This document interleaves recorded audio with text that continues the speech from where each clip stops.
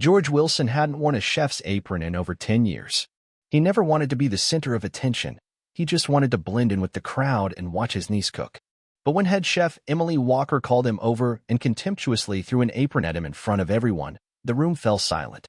All eyes turned to George, and the famous chef smirked, stepped closer, and said in a sharp, sarcastic voice, "Go ahead, impress us. Let's see if your cute home recipes can compete with real haute cuisine." They had no idea that the modestly dressed man standing before them was about to turn their culinary world upside down. The place was packed. Walker Culinary Atelier was buzzing like a beehive that had been poked with a stick. Everywhere there were people in chef's jackets cutting, stirring, and talking too loudly. Shiny metal countertops reflected the bright lights, and the air smelled of garlic, herbs, and whatever was cooking in the pots nearby. George Wilson stood there in his plain white T-shirt, feeling out of place. Everyone else looked like they belonged there: cleaned uniforms, shiny knives, confident mannerisms. At 40, George had learned not to draw attention to himself. Short hair, clean-shaven face. "Are you sure you don't want me to tell them who you are?" His niece Rebecca leaned toward him and whispered, her eyes sparkling like it was Christmas. "No way," George replied without hesitation. "I'm only here for you. This is your moment."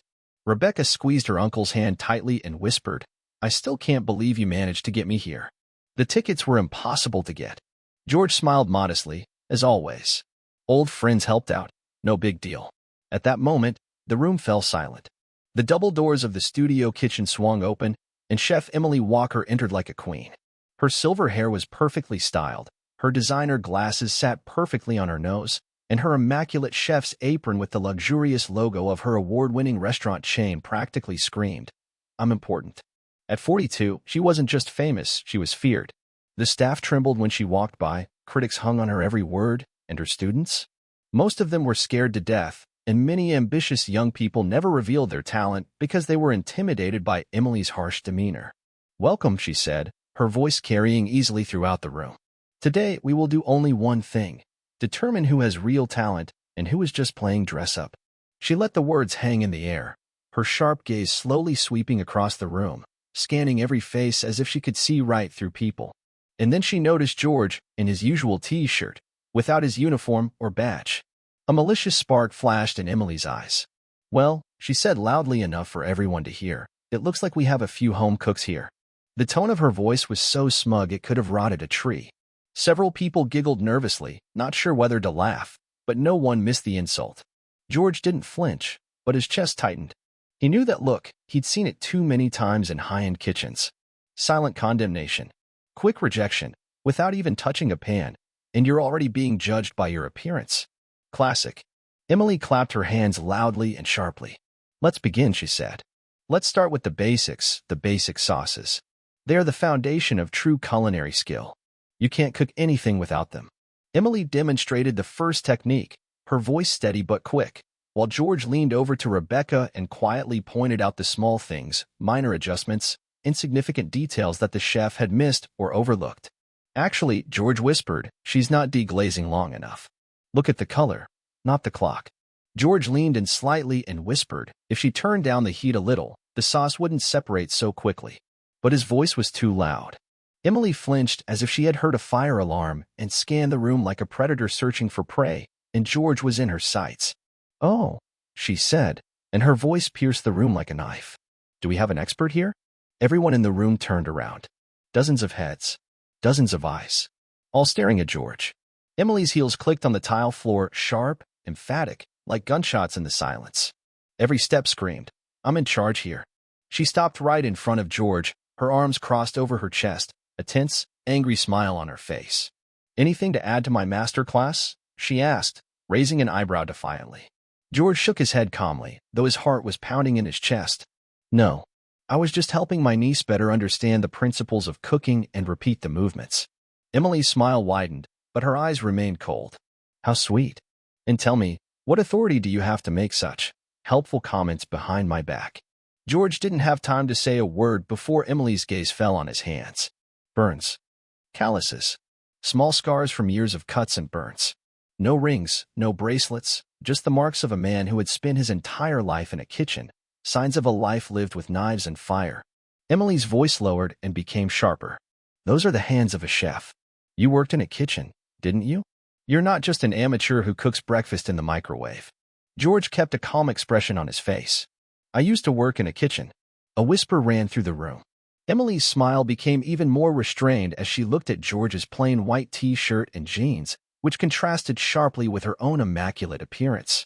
Well, Emily's voice rang out across the room. Maybe you'd like to come over and show us? George felt Rebecca freeze beside him. Uncle, don't, she whispered, clenching her teeth. I'm just watching, George said, trying to keep his voice steady, though his heart was pounding. Emily let out a hoarse laugh that contained neither warmth nor kindness. How convenient, she said, her eyes fixed on George. How everyone loves to talk when it's easy, but when it's time to act, no one's around. The words hung in the air. Several students shifted in their seats, unsure whether to look away or lean in closer. Some didn't even try to hide it, grinning as if they'd just gotten front-row seats to a popular cooking show. George knew this trick. He had seen Emily do it before, on TV, in interviews, during live broadcasts. Set someone up, lure them into a trap, and then tear them to pieces in front of an audience. It was her signature move, turning anyone who dared to challenge her into a spectacle, especially if they weren't wearing a chef's coat. She publicly humiliated amateur chefs who dared to question her methods. I insist, Emily said, now without a smile, pointing sharply to the empty workstation. Show me what you can do. The assistant immediately jumped up, grabbed a spare apron, and rushed toward George as if she were the next victim in line. Everyone waited for the show to begin. George didn't move. He felt his chest tighten. 10 years. For 10 years, he had stayed away from all this, from the bright lights, the pressure, the stares that waited for his slightest mistake. He had built a quiet life where food was once again a joy, not a weapon in someone else's hands. Come on, George, Emily sang with false kindness, like a predator toying with its prey. If anyone can handle my mistakes, it's you. Or are you afraid to show what you've got? Are you scared? The room fell silent again. It smelled like trouble. George felt the trap closing. Say no, and you'd be branded a coward. Say yes, and you'd risk everything you'd built up over the years. But Emily didn't back down. It's just bechamel. A veteran chef like you can handle it with your eyes closed. The assistant carefully placed the apron in front of George. It lay on the table like a challenge, white as a surgical gown before an operation. Everyone waited. Everyone watched.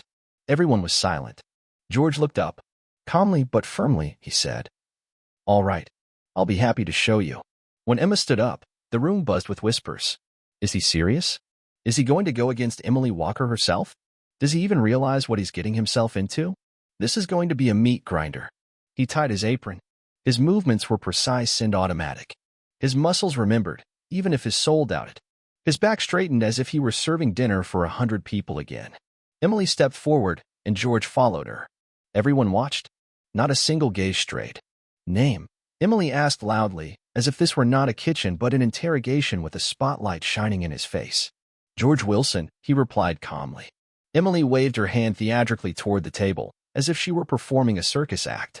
George Wilson, show us how you make proper bechamel. And maybe, she added with a fake, venomous smile, you can tell us how your method is better than the one I've been perfecting for 40 years. The meaning was clear. This wasn't about the sauce. This was a public execution. Emily was putting him in his place. Right here. Right now. In front of a crowd that had paid good money to learn from a legend, not some black man in jeans and a t-shirt. George took a deep breath and walked over to the stove. The metal surface gleamed like a stage.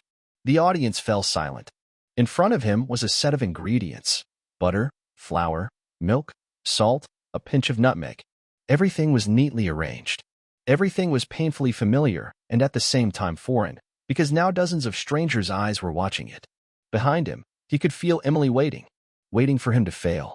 Waiting for George to falter, to stumble, to reach for the wrong thing. She needed a show. She needed proof that an amateur was always just an amateur, that a black man had no place in a professional kitchen. When you're ready, Emily said, her voice so sharp that the room fell silent as if someone had pulled the plug. Or, maybe you'd better go back to your place? George looked at the steel table. The reflection stared right back at him.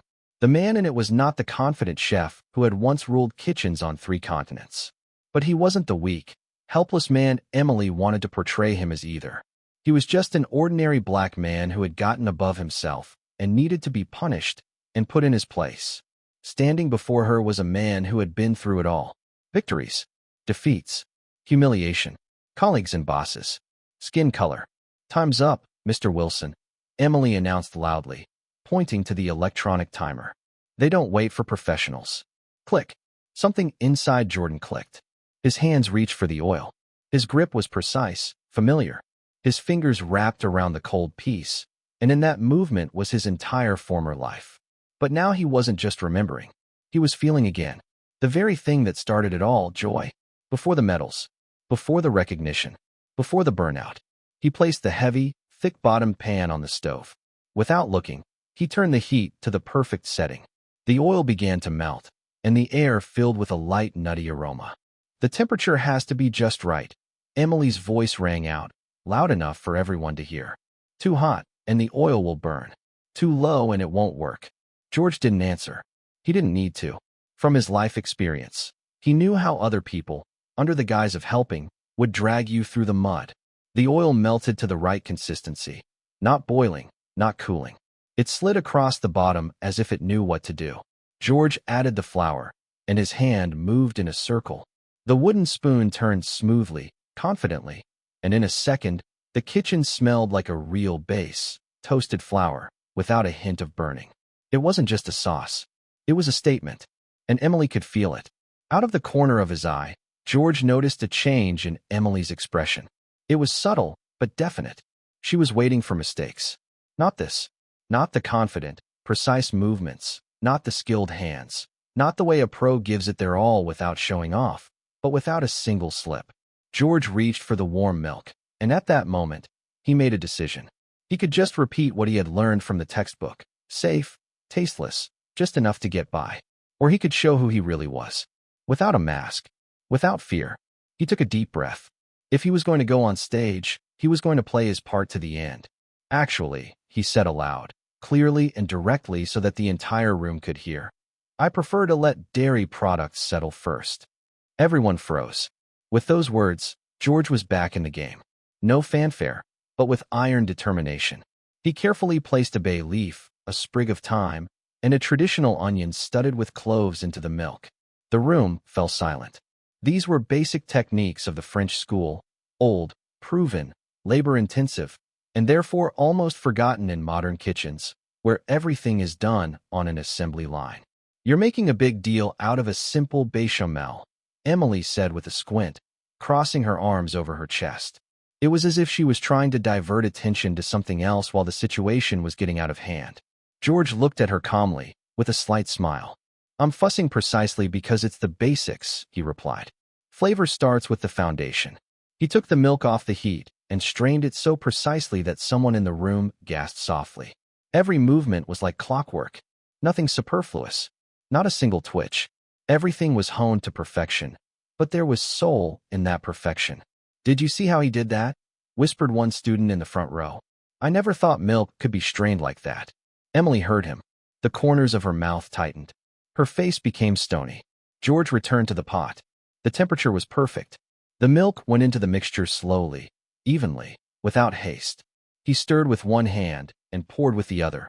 Everything was timed to the second. Notice how I add the milk gradually, he said, not raising his voice, but so that everyone could hear. That way, it doesn't cool down too quickly, and the texture will be silky. Someone was already hurriedly writing in a notebook. Someone else turned on a recording device. Everyone's attention shifted from Emily to George. Then Emily interrupted sharply. That's a rather banal observation, she said irritably. Can we move on to real cooking now? George nodded calmly. Of course. Emily pointed to the neighboring table where the fresh ingredients were standing. Since you're so confident with the basics, show me how to turn this sauce into a dish worthy of a high-end restaurant. It was clear as day Emily had raised the stakes. She didn't just want to see the sauce. She wanted to see George fail and be humiliated. This was going to be difficult. This was going to be grown-up. George glanced at the ingredients.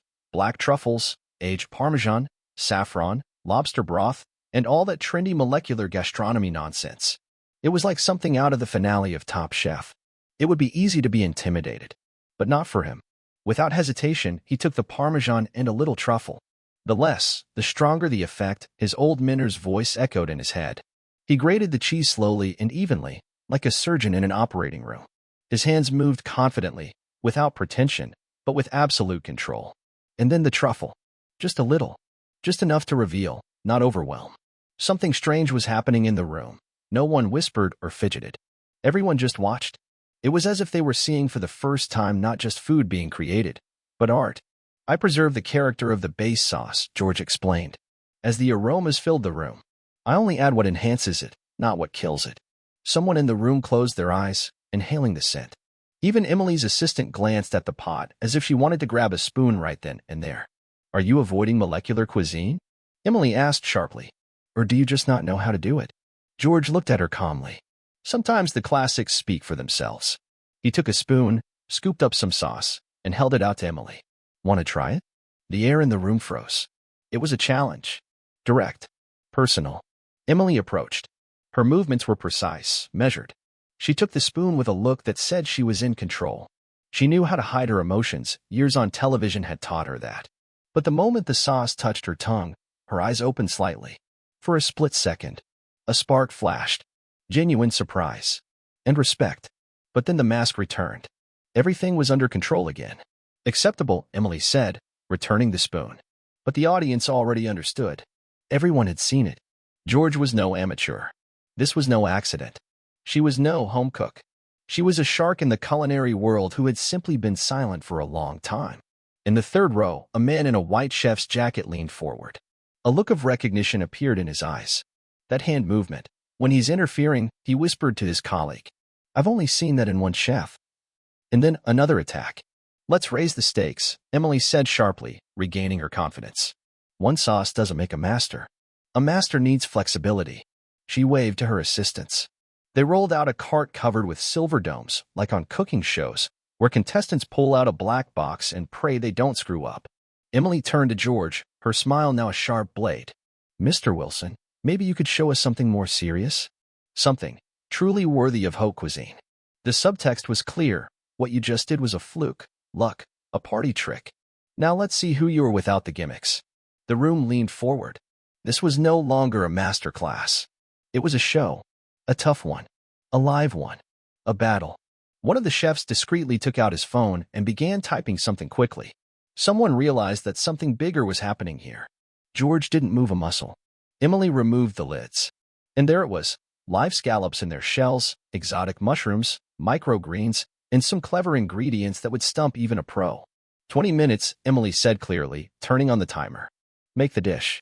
Level. Gourmet dinner. Jordan quickly scanned the ingredients. She figured everything out in her head and, without a word, got to work. No fuss, no comments. Just business.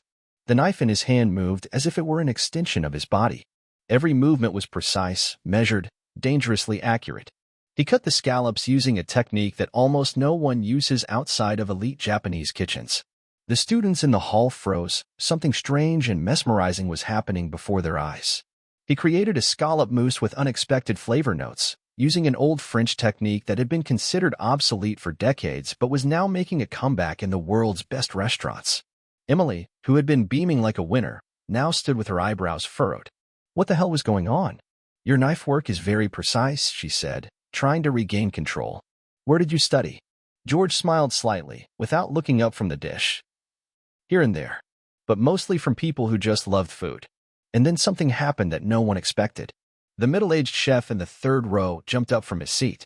He had his phone in his hand. His voice was filled with shock.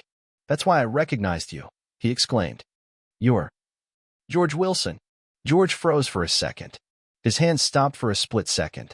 Then he started moving again as if nothing had happened. George Wilson, the man repeated, showing him the screen. Multiple world champion, former chef at L'Espadon in Paris and Automix in New York. The room erupted. What? Is that him? The youngest 3-Michelin star chef of his time? He disappeared 10 years ago. Emily froze. Her face was completely blank. The color drained from her cheeks. Realization didn't come immediately, but it hit her like a ton of bricks. George continued, confidently, clearly, without nerves. He placed the final elements on the plate as if he were still in Paris. Only when he had added the last touch did he look up. Now just George, he said quietly. The timer rang. Exactly 20 minutes. In front of Emily stood a dish that would not be out of place on the menu of any elite restaurant in the world. She slowly turned her gaze to George. For the first time, he truly saw her. "You were there," Emily said hoarsely, as if she had seen a ghost. Images from the past flashed before her eyes. It couldn't be. Singapore, 2011. Global Culinary Masters Cup, she added aloud, taking a step back as if she had been struck. You were wearing a nameless apron back then. I remember. You did everything with your left hand." "Yes," George confirmed calmly. An elderly chef approached him, followed by the same chef with the phone. He quickly found the article and turned the screen toward her. A young man on stage, holding a golden ladle. Behind him was the jury, including Emily, her face full of restrained anger. "He didn't just win," said the chef. Turning to the students, "he beat 27 countries. He made history as the first contestant to receive the highest marks for both taste and presentation." The room gasped. "And then he disappeared," he added. "And no one has heard from him publicly since." Emily stood in the center, not knowing how to process this. Everything was falling apart. "But why are you here?" she finally managed to say. "Like this? In jeans, without your stars?" George looked at Rebecca. "I came to support my niece. Not to teach or compete. Just because she wanted to learn. And I wanted to be there for her." One of the students timidly raised her hand. "Mr. Wilson, but why did you leave?" came a voice from the back row. "You were at the top of your game. Your career was just taking off." The room fell silent again. It was as if everyone had stopped breathing. Everyone was waiting. George looked up. There was no sadness or bitterness in his eyes. Only honesty. "Because I broke down once," he said calmly. The whispers stopped. "At a dinner party," he continued. "It was an important evening. A full house. Critics. Cameras. The owner of a hotel chain who wanted to sign a contract worth millions. I went out to the kitchen and felt nothing. No taste. No aroma. No desire. I looked at the plates, at my team, and realized that none of this was mine. I didn't know what I was doing there. I just didn't feel alive anymore." George ran his hand through the air, as if trying to grasp something invisible. He paused for a moment, and then one day, I took off my apron and walked out of the kitchen. I didn't run. I just calmly walked away. I learned to live again without a schedule, without pressure. To cook only when I wanted to. Only for those I love. He nodded toward Rebecca, sitting in the front row. "And today I'm here because she dreams of cooking. Because she reminds me of what it's like to burn."